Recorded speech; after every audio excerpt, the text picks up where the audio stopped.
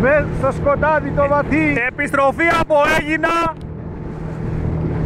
Βραδινή πορεία, δεν φαίνεται τίποτα. Ούτε η θάλασσα. Ούτε η θάλασσα δεν φαίνεται. Ω, πλάκα κάνει. Ας το φαίνεται. Μόνο τα μαγιάτικα φαίνονται. Πάμε για νυχτερινό, νυχτομπουκαλάκιδες. Τις μπουκάλες τις έχουμε εδώ μέσα. Κάτσε να... Έχουμε βρει μια τρύπα με 1 κιλόγραφο. Κάτσε να πάρω και λίγο τον οδηγό. Φώτισε λίγο οδηγό. Φώτισε λίγο. Τώρα φέγγει. Όχι. Εγώ τώρα βλέπω τώρα. Δώστε. Κάτσε να πάρω και σένα. Εγώ δεν έκανα Έχουμε βρει τίποτα. κάτι ταλάμια με κάτι ροφούς του μισόκιλου με κιλό. Θα τα δυνάξουμε όλους με τους δυναμίτες. Ηλία! Τι λες ονόματα. Τι λες ονόματα.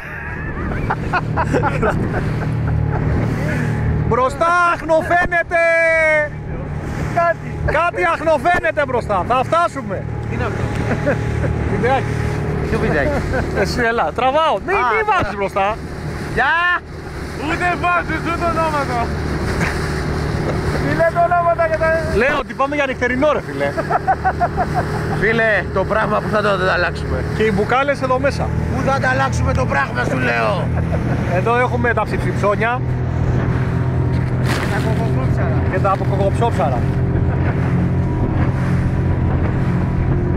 Και Αυτά. εδώ μέσα είναι Ναι. η μαλάγρα. Ρε ψάρι και χαμός. Στη σακούλα είναι το μεγάλο χταπόδι που πιάσε ο Κώστας. Να πάρω πάντα δικά μου τα πολλά. Θέματα λένε. Αυτά. Τα λέμε.